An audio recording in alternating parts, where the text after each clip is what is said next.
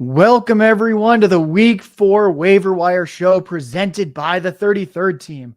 I am your host as always, Josh Larky, joined as always by my co-host, Ryan Reynolds. And just a reminder for everyone out there, this show will be in the Apple and Spotify podcast section within the hour, the 33rd Team Podcast Network. And we will also be up on the Fantasy and Betting 33rd Team YouTube channel as well. Ryan, let's get right into the top ads. At the top, we have Achane. He had 18 carries and 4 targets on just 30 snaps. Essentially 22 touches, 30 snaps. Essentially, put another way, 73% of the time that he was on the field, the ball went to him. That is ridiculous. I remember spotting this 2 years ago with Cordell Patterson, and people were like, why do you like Cordell Patterson? He's never been good. I think this is fake. And I was like, well, he's actually getting a touch like 50, 60% of his snaps. And I love that the team is giving him this many snaps and working him in so consistently. So this feels like that situation where the snaps don't look amazing, but when you see the actual touches, we love it. 203 rushing yards, 2 touchdowns rushing, caught his 4 targets for 30 yards and 2 more touchdowns. The 203 rushing yards were the 24th highest total since 2013, the past 10 full seasons, 24th highest from the 190-pound third-round rookie. But here's where it gets exciting, Ryan, because his 51.3 PPR points were the 10th most since 2013. I am going to read out, he was number 10. I'll read out the top 15 players. And what you and everyone else out there will notice is that there are no fake guys here. Everyone here was a legitimate fantasy option for many seasons. This is in order, 1 through 15. Jamal Charles, Tyreek Hill, Alvin Kamara, Jamar Chase, Joe Mixon, Will Fuller, Jonathan Taylor, Tyler Lockett, Le'Veon Bell, Achane, Calvin Johnson, Julio Jones, Andre Johnson, Amari Cooper, Todd Gurley. Ryan, what did you see from the speedy rookie? And when you hear those 15 names, I don't know about you, but that makes me want to trade for him everywhere. And it makes me want to trade for him everywhere in Dynasty as well. Yeah, that's some list, man. I mean, like you said, there's no flashes in the pan there. Will Fuller's the closest, but he was pretty good in a pretty high-end offense. And that's where I'm going with this is not only did he have a great game, but we've been saying this for months. Miami's purposely stacking speed. He fits right into that idea. You know, they can beat you in so many different ways that teams can't even really game plan for the ground game against the Dolphins. So I know a question that a few people have asked me is, what are you bidding on him in fab bucks? My baseline is, what did Jerome Ford go for? And for me personally, I want Achane more. So yes. We mentioned this yesterday. Travis Kelce reminded us winners take home run swings. This guy's the home run swing. I'm going to be super, super, super aggressive whenever he's available. Where, for my leagues, he's not available. Yeah, I was going to say if he's available in your league and you bid 100% of your fab and you got him, yeah, I think that's all else equal a good thing. The worst thing is that you bid 80%, someone else bids 85, and you don't get him. Yeah, ultimately, this is the guy you want on your team. Yeah.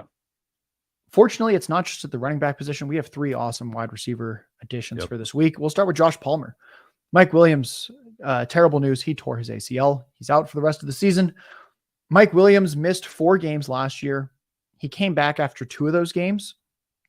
I guess he missed 2 games, came back, played 3 snaps, re-injured his ankle because the Chargers were horrible with injuries last year and the way they managed them. So basically, he doesn't play that game. And then he misses 2 more. So essentially, there were 5 straight games where Mike Williams didn't play or played 3 snaps. In those 5 games, Josh Palmer averaged over 9 targets, over 6 receptions, 75 yards, 2 touchdowns in those 5 games. So not even that many touchdowns, and that translated to 16 fantasy points a game in PPR formats. Generally, the wide receiver 12 in any given season is going to give you about 16 fantasy points a game. We essentially have low-end wide receiver 1 upside for Josh Palmer. And then before I kick it to you, Ryan, we'll just talk about the other Charger, which would be Quentin Johnston. He's got first-round draft capital. He's been targeted on just over 20% of his routes this year. Josh Palmer's down at 14%. We prefer Palmer in the short term, and I think overall he's probably the slightly preferred ad. But I think the guy that has more potential late in the season would be Quentin Johnston, just because he's a rookie with great draft capital. He's going to be running routes pretty far down the field. He's got great yards after the catch ability. Ultimately, though, he's very unproven. The snaps have just not been there through 3 weeks, and I think that's why we'd both say Palmer gets the slight preference. Is that how you're seeing it here, where I think they're both like 30-40% fab guys if you really need a receiver, if not more, actually. Yeah, I think Palmer's safer. He has rapport with Herbert. We've already seen him fill in for both, not only Mike Williams, but Keenan Allen when they miss time. So he's safe. But like you said, I completely agree. Quentin Johnston is a home run swing. Not all first round wide receivers pan out. We know that. But they didn't, a guy taken with the 20th pick or so in this offense has a huge ceiling. As you wrote in this offseason, Josh, rookie wide receivers are a cheat code. They peak late. So this is how I'm handling this with my teams, and I have Mike Williams on a few. If I need someone to start, I'm going to lean Palmer.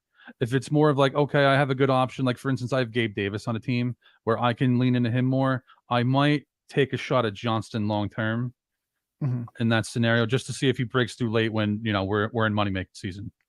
I'll add on to that. If you have 2 or 3 wins, go with Quentin Johnston. If you have no wins or 1 win, go with Josh Palmer. A few different ways for you to look at it. The last elite waiver ad that we have at receiver would be Tank Dell. Jordan Vanek's obsession during this offseason. The guy is tiny. He's like 155, 160 pounds. But you know what? That doesn't matter when you are truly that good at route running, at separation. The short area quickness for him is phenomenal. He has now started the past 2 weeks. He's had over 20 fantasy points both weeks. At least a 23% target share both games. At least 7 targets, 5 catches, 72 yards. In each of those games, he has scored a touchdown both weeks. I wouldn't expect the touchdowns to continue, but when you're scoring 20 fantasy points, if you take out a touchdown, that's still 14, and we like that. I would lean Chargers receivers slightly over Tank Dell, where Tank Dell plays on the Texans, A, and then B is that he's 160 pounds. And what we see year after year is that these incredibly small receivers struggle to stay healthy. The closest comparables I can think of in terms of weight, the 160 poundish, would be Marquise Brown. Lots of injuries throughout his career. Calvin Austin missed his whole rookie season due to injuries. Tutu Atwell, who also missed his entire rookie season due to injuries. So I'd say Tank Dell is a very, very strong ad, but I'd go Chargers first. I think that's fair. One thing I'm going to throw in about Tank Dell is that the Texans play the Titans in week 15 and week 17. Which is fascinating. We just saw Deshaun Watson light them up. So apparently anyone can light these guys up. That makes this a very tough decision for me. I think if I'm, like you said, if I'm a 1-win team or a no-win team, I think I'm taking Josh Palmer because I think he's the safest of the group. But if I'm 3-0 and I'm in the driver's seat and I have a really good wide receiver room, I think I might actually take a shot at Tank Dell just for those late season matchups. I know in an FFPC team I'm in with Cody Main and Gary Hartman. We had Mike Williams, so we're going to have this discussion. Our immediate reaction is let's go after Josh Palmer, but we'll see. There'll be a discussion. Let's turn to running back, Zach Charbonnet. The deep leagues, he's not available, but a lot of shallow leagues, because he hadn't done much through 2 weeks, he's available. We talked about him yesterday on the Fantasy and Betting Show. The first 2 weeks, Walker had way more snaps than Zach Charbonnet, 4 times as many carries, 3.5 times as many receptions. And then week 3, Kenneth Walker went bonkers. He had over 30 fantasy points, but the usage just wasn't there. And that gives us kind of this unique opportunity to add Zach Charbonnet for less than we probably should have to pay for him. Ultimately, 35 snaps for Walker in week 3, 31 for Charbonnet. So almost identical in the snaps this past week. Walker had only 2 times as many carries instead of 4 times as many. And Charbonnet actually ran more routes than Kenneth Walker. We knew going into the season that Charbonnet was the better pass catcher for his resume. The first 2 weeks, we didn't really see it. And then in week 3, we started to see them leaning on him more in passing situations. Next Gen Stats has Zach Charbonnet with twice as many rushing yards over expected per carry than Kenneth Walker. So there's a lot going on that's very pro Charbonnet. And I think if he's out there for some reason, I think a 25% fab bid on a backup running back is more than okay, since he really shouldn't be on waivers at this point. I've had a short list of people in home leagues that I'm, if someone drops them, I'm jumping on them. Achane was this week. We said that the guys in Discord. Charbonnet is definitely the guy that I hope people dropped after last week, because here's the thing, Josh. If Kenneth Walker misses, say, 6 weeks at some point this season, Charbonnet's a max fab bid player. So if he's available in any of my leagues this week, I'm targeting him, no question. The next options are not quite as good, but there's still a lot of exciting upside. We've got 3 other receivers. Jaden Reed, Christian Watson might return this week, but Jaden Reed, at least a 16% target share all 3 games. He's good after the catch. He's leading the team in receiving yards per game. He's leading the team in air yards per game. He has nearly 2 red zone targets per game. All the usage is there. I'm pretty certain that he's going to have a better rest of season than Romeo Doubs. I think there's a slight chance he plays behind Watson and Doubs, but I think what's most likely is that rest of season, he kind of hops into the wide receiver 2 chair and actually probably has a similar number of targets per game to Watson. Watson's probably scoring more fantasy points because he's faster. They're further down the field. But I think just in terms of pure targets, I think Reed's going to get you 6, 7, 8 targets pretty much every single week. Is that how you're seeing the Packers receiving core? Yeah, I know I took a lot of him in best ball, hoping that it'd peak late. Specifically, he has a week 17 matchup against the Vikings. So, like you said, Josh, if he ends up hopping in the wide receiver 2 chairs, as you framed it, I think he's in a super smash spot in that week, which matters more than all the other ones. And if you would have told me that this was what his workload was going to look like through the first 3 weeks, I would have been literally ecstatic. So, again, we have great options this week. But if you can get Reed for cheap in your league, I'm doing it for sure. Yeah, I think you can probably get him for under 10% fab for anyone out there in fab leagues. Another one that you can probably get very cheap would be Marvin Mims. Marvin Mims has run 27 routes on the season. That's a little bit under a full game's worth of routes. And he has 195 receiving yards. His 7 yards per route run is ridiculous. Tyreek Hill kind of broke this metric last year when he averaged 3.5 yards per route run, when typically we thought of 2 as a very good number. We were like, wow, Tyreek Hill's at 3.5. Guys, Marvin Mims is at 7. That's not going to last, but I think it does mean that this guy has to see the field. It would be pure coaching incompetence if Sean Payton does not give him more snaps. I mean, the Broncos are 0-3. I don't really know what you're doing at this point, not playing your second-round rookie that you traded up for. And my fantasy rankings will be dropping for free on the33rdteam.com later today. And you'll see that I have Marvin Mims ranked in flex territory, facing the Bears in week 4. I think that is a great spot for him to have another big receiving yards performance. Yeah, the only thing I disagree with there is, let's please never mention him and Tyreek Hill in the same sentence again. Let's make that a rule going forward. Otherwise, Jordan Vanek, again, I try to go dark with a lot of content because I don't want it to over-influence my process, but Jordan Vanek is a guy that I listen to whatever he says when it comes to wide receivers. He loves Mims fit with Russell Wilson. Russell Wilson's a play extender that likes to throw the ball downfield. That fits extremely well with Marvin Mims. Again, another really good stash option who's probably DFS viable this week, actually, against the Bears. Yeah, I think he will 100% be in my player pool when I need a cheap receiver. Jordan Vanek is at Jordan Vanek DFS on Twitter. We mentioned him on almost all of our shows. You might as well be following him. And then Ryan is at Ryan Reynolds NFL on Twitter. He's got his power rankings up on the site. Hashtag fins up. The Dolphins have cracked the top 3. Ryan, it's what the fans have wanted, isn't it? How many comments have you got in the past couple of weeks that the Dolphins need to be in the top 3? I think they're going to be satisfied now, right? Hopefully. I hope so. I mean, no one's ever happy when it comes to power rankings, but yeah, I think the top 3 is a good spot to be in. The last receiver we want to discuss in these exciting options would be Josh Downs. This is a receiver that the 3 of us and Jordan, were very, very interested in. He had an incredible college profile. He's now averaged 8 targets per game through 3 weeks. Alec Pierce was taken in the 2nd round last year. Josh Downs, 3rd round this year. And despite less draft capital, despite being a rookie, he's already taken the wide receiver 2 role from Alec Pierce. And I think Alec Pierce, all things considered, had a fine rookie season. And Josh Downs has kind of made him an afterthought in this offense. So I'm very excited to see what's going to happen in one of the most surprising offenses so far this year with the competence that the Colts have shown. Josh Downs, their wide receiver too. He's got speed. What else do you want to add here? Like I think like you can throw like 3 to 5% on him. No one's going to bid on this guy. And I think you might be able to start him each week. Yeah, especially in full PPR leagues. You know, he was my fourth round guy in rookie drafts this year. I love players with his skill set. And I'm pleasantly surprised at his volume early in his career. I thought this was going to take a while. I'd probably try to get him for free or 1% in most home leagues. But if you're in a more competitive league, say you lost Mike Williams in a expensive league or an FFPC main event team, Josh Downs might be available and you might be able to get him cheap. 3 other backup running backs to mention. Elijah Mitchell. We kind of called it. I think a lot of people called it though, so I'm not going to give too many pats on the back. He didn't touch the ball in week 2.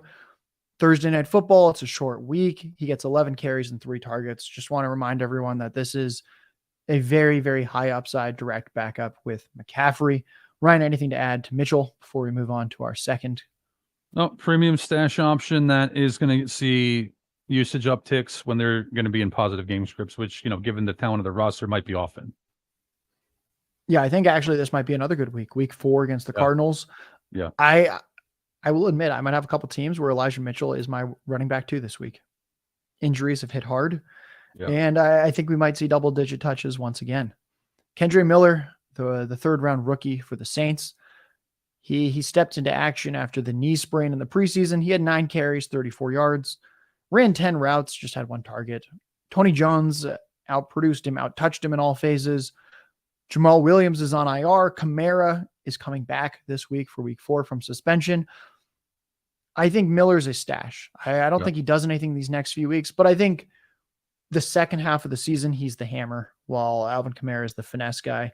Is that kind of how you're seeing it, where Miller feels like sort of the second half, 10 to 15 carries a game kind of guy? I'd say in a best case scenario, I'm probably less optimistic about that. I do think it's possible, but I also think Jamal Williams will factor in once, especially if this team's in contention. The Packers are a pretty below average run defense. Him not doing very well this week, you know, tempers any enthusiasm I have on him. Mm-hmm. Yeah, it's a big drop off from Mitchell to Kendre Miller. And then it's another slight drop off when we hit Melvin Gordon. Gus Edwards has a concussion. Justice Hill didn't play last week with a toe injury. Maybe he's back. I'm not sure. Melvin Gordon, 10 carries, 32 yards. That's not exciting, but we like 10 carries. He had a carry in the red zone. He caught both his targets for 23 yards. He is currently the guy on this roster with the best all-purpose skill set, as crazy as that sounds. He's got size. He's a competent enough rusher. He's a trustworthy pass catcher. He's old, he's dusty, but we like the Ravens offense. And this is the type of run game where even someone like Melvin Gordon can have some efficient performances because he's alongside Lamar Jackson. Anything to add here? I would say like this, it's Melvin Gordon, not Kenyon Drake. Kenyon Drake did not look good this past week. Yeah, no, I agree with everything you said. Like, this is how I'd frame it, especially if you're in a deeper league. If you're just looking for a running back stash, I'm taking a shot on Miller in this situation. But if I have no option at running back 2, it's just a disaster. I think Melvin Gordon's like semi-playable if you're desperate. Yeah, that's. I'm glad you said it. I didn't want someone to get the pitchforks out, but that's what I was hinting at that. Yeah. There's 2 other upside receivers to mention. These are not guys you're playing right now, but later in the season it could get exciting. Deep leagues, Rashee Rice, the Chiefs receiver, he ran only 5 routes in the first quarter against the Bears. But then you look and you go, oh, the Chiefs were just too efficient. They were never on the field. Sky Moore ran 5 routes in the first quarter. That's kind of exciting. Rashee Rice is already starting to eat in to a starting type workload in some form. Rashee Rice has a higher targets per route run than every Chiefs player not named Kadarius Toney. At this point, I think the Toney dream is dead. He is just some kind of like role gadget type player. That seems like what his fit is with the Chiefs. So Rice actually looks like he could be their starter. So that's exciting. And his 2.77 yards per route run is the highest among all Chiefs receivers. As I mentioned before, anything above 2 is considered very, very good. Anything to add here on Rashee Rice? One thing that I'll add is he saw a target in the red zone early too, so he's playing more than Sky Moore did in meaningful spots early in his career. I'm definitely interested in Rashee Rice. Yeah, ultimately, if you have a big, fast guy playing with Patrick Mahomes with draft capital, we should probably like this guy. And then Yep. the last one is Wan'Dale Robinson. I definitely would prioritize Rice over Wan'Dale, given that he plays on the Chiefs and Wan'Dale is on the Giants.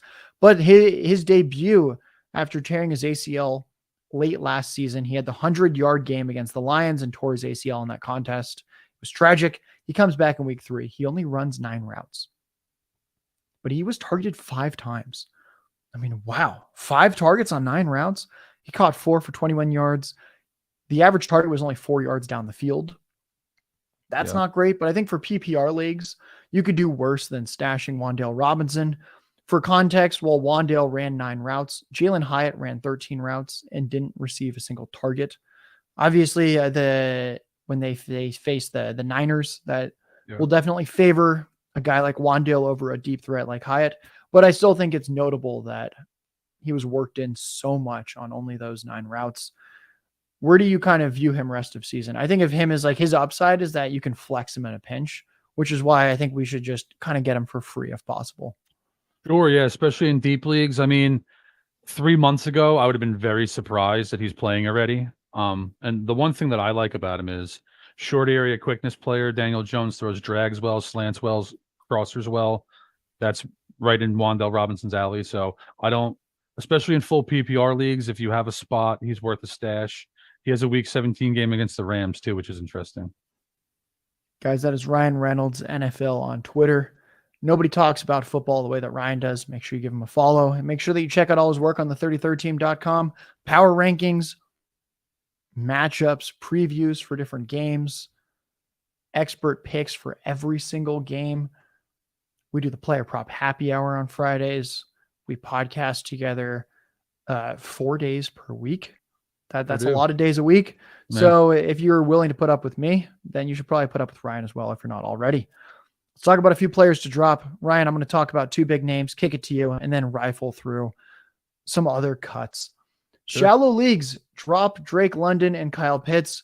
I do not see what the upside is. You're in an 8-team, 12 or 8-team or 10-team league or a 12-team league with really shallow benches. Very hard for me to see you looking back and going, wow, I got first place in my league because of Drake London or Kyle Pitts. This offense just refuses to pass, and why would they? It looks like the best 1-2 punch on the ground when you have Bijan Robinson and Tyler Algier. Would you agree with this? It sounds crazy. We were taking, like, people took them in the 5th, 6th round, and I think it's time to cut bait in those shallow leagues. Yeah, I didn't really take a whole lot of Drake London. You made it, you lowered my exposure even more because you took a very strong stance on that. And the truth is, I do think Josh Palmer is a more viable fantasy option just because of the volume. Please send Drake London to Buffalo. The fact that we're even talking about this is a tragedy. Kyle Pitts, it's the same situation. Like, it makes sense to me. It like literally hurts my soul to even hear it, but I do actually think that there's other options, or at least more playable options. I think I'd be less likely to drop Pitts just because of the volatility of the position. But yeah, it's you can do it now. Yeah. Yeah, I can very confidently say this after only 3 weeks of football. I would rather have Josh Palmer on my team than Drake London or Garrett Wilson. As crazy as that sounds. And I don't even think it's that close. I'm not even worried about that coming back to bite me. I can just put that out into the air. Josh Palmer stays healthy. I think he's going to smash fantasy points compared to those two.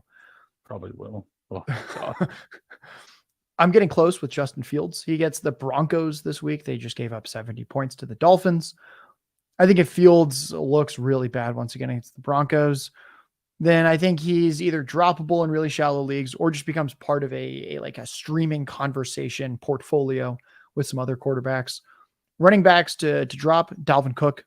He barely played. It's the Breece Hall show already. We already hate this offense because of Zach Wilson. We should not like the clear backup running back there. And I think even if Breece Hall gets hurt, Cook's not even becoming the workhorse. It's pretty clear they like Michael Carter. You can cut the Jacksonville backup running backs, Tank Bigsby, Dearness Johnson. What I don't like about this situation is that they're really splitting a little bit of work each week behind ETN. I do not like stashing running backs where I'm not even sure if they're an injury away. One of them's probably an injury away. One of them's probably two.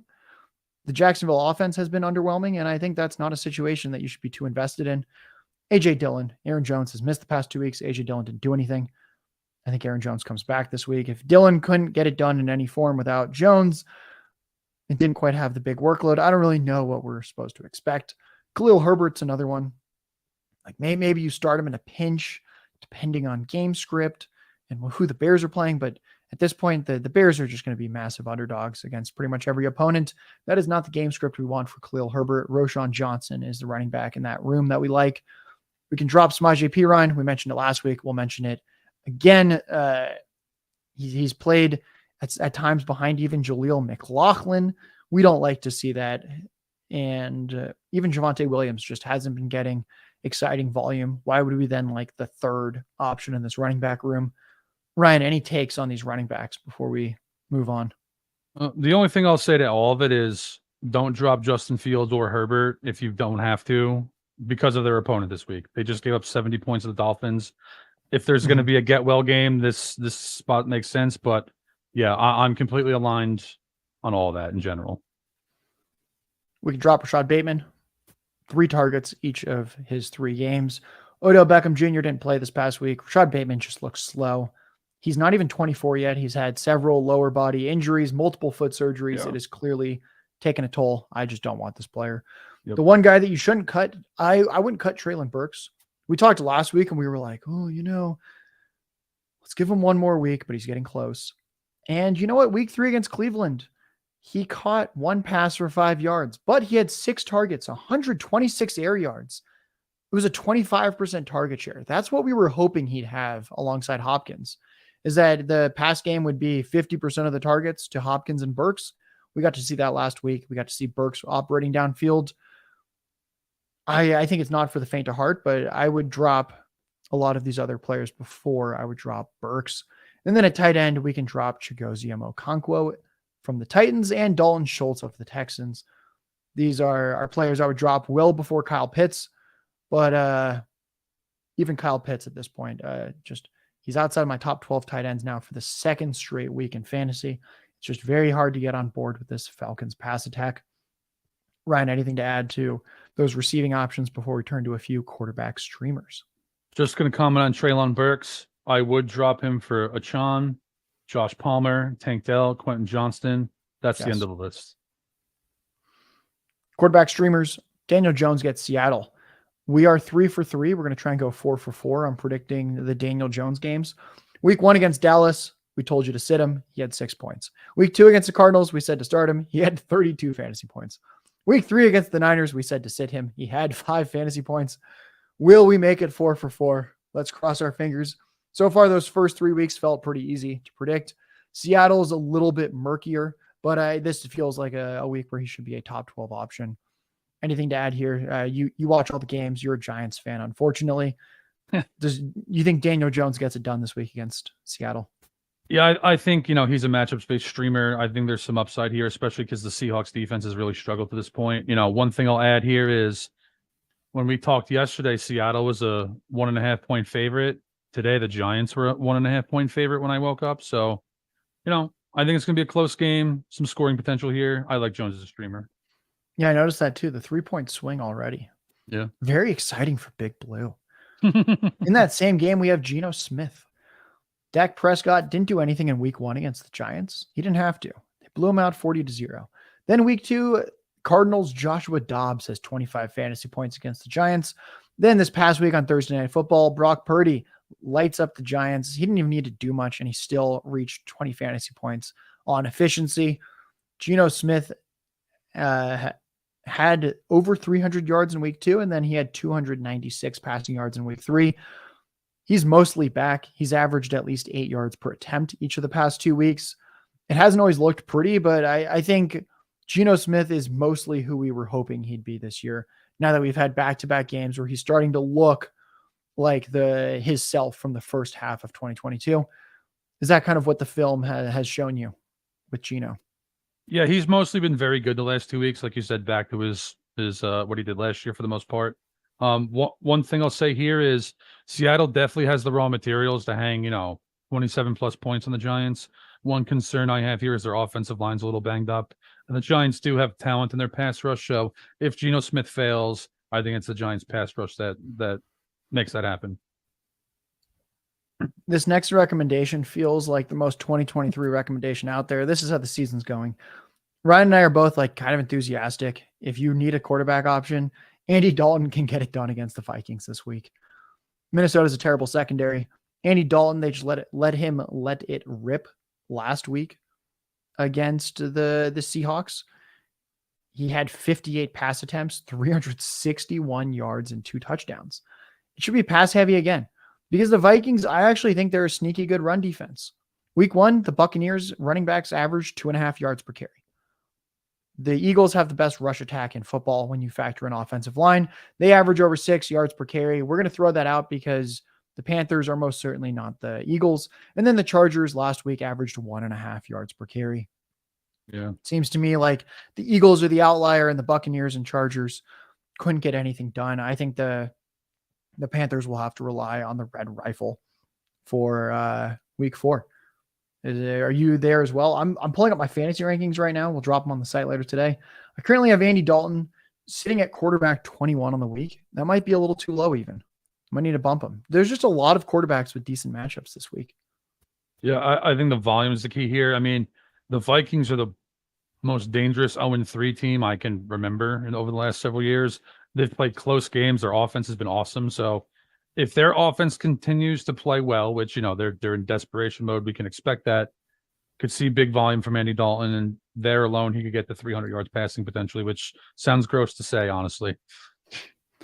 2 other quarterbacks to mention that should be in your rotation where they're great quarterbacks to have on the bench if you want to rotate play matchups. Matthew Stafford, he's looked very good this year. He gets Cooper Kupp back in week 5. Pass touchdown regression will hit. I don't know when it's going to hit. It should hit soon. He has 1 touchdown passing through 3 weeks. I think he's thrown a touchdown on it's like 0.07% of his passes, or 0.7% of his passes when his career rate's like 4.7. So I think he's going to rebound. It's a team with a below average defense and 195 pound starter at running back. That is the recipe for quarterback fantasy points and volume. And then the other one is CJ Stroud. At least 240 passing yards each game, 2 pass touchdowns each of the past 2 weeks, still yet to throw an interception.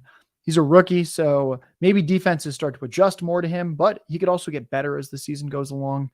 And I like that the Texans run 3 receiver sets as their base offensive package. That's just very encouraging for how this offense is designed to look. Any comments here on Stafford or Stroud?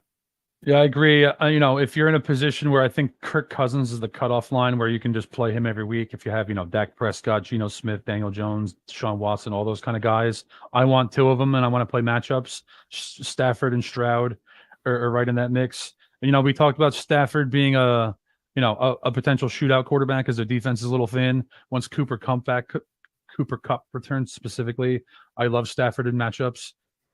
They have a number of them over the year. Again, week 17 against the Giants is a good one, so he could end up being a difference maker for you there. Stroud's played well, better than I think anyone would have expected. I don't really want to play him this week against the Steelers pass rush, given the state of the Texans offensive line, but I do think he's earned placement in this rotation of these kind of quarterbacks to this point. Love hearing you say that. I have CJ Stroud I'm looking at my rankings for this week. He's a bottom 10 option at the quarterback position. I completely agree. Steelers, not the week to play him. Let's talk about a few tight end streamers that you might be able to stream just the rest of the season potentially. Would be Jake Ferguson of the Cowboys. 6 targets a game, running just 20 routes.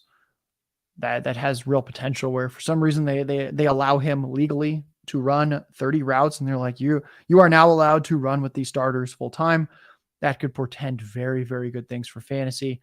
Despite the limited role, he's averaged nearly 3 red zone targets per game. This is a guy that they are featuring when they are about to score, just like they did with Dalton Schultz. And we love that. Ryan, you bet on him this week on the Player Prop Happy Hour. You took him over 2.5 catches. That hit pretty nicely. Anything else to say about Mr. Ferguson? No, I mean, we talk about this in the waiver wire show often. Once, we're getting close to this too. tight ends that are available that see 4 targets more a game, there's going to be none of them real soon. Ferguson's one of the last opportunities you have to get a guy who can breach that. That's a good way to put it. We see, like I was looking and I saw David Njoku has been getting 4 targets a game, and I was like, you know what? I'm not quite going to put him on the drops yet. He's close, but I was like, we can't really drop a tight end that's going to be getting 4 targets each week in a functional offense. Sounds horrible, but it's the reality of the situation. Luke Musgrave's the other guy. The Packers barely threw the ball the first 2 weeks. Game script was in their favor. But then week 3, they're trailing the whole time against the Saints. And Luke Musgrave, after 75 total yards through 2 weeks, and you're like, oh, like there's some excitement there. Week 3, they passed more. He has a 19% target share. And because they passed more, that was 8 targets. He caught 6 for 49 yards. Right now, the only tight end with a higher average depth of target than Luke Musgrave is Kyle Pitts. So, oh man. All we can do at that point is chuckle, but we do like when a tight end is allowed to run far down the field. Targets further down the field generally result in more fantasy points. Kyle Pitts, 11.8 ADOT. Luke Musgrave, 11.5. No other tight end is even in the double digits in general. So the two of them have clearly separated themselves from the pack. Anything to add here to the talented rookie?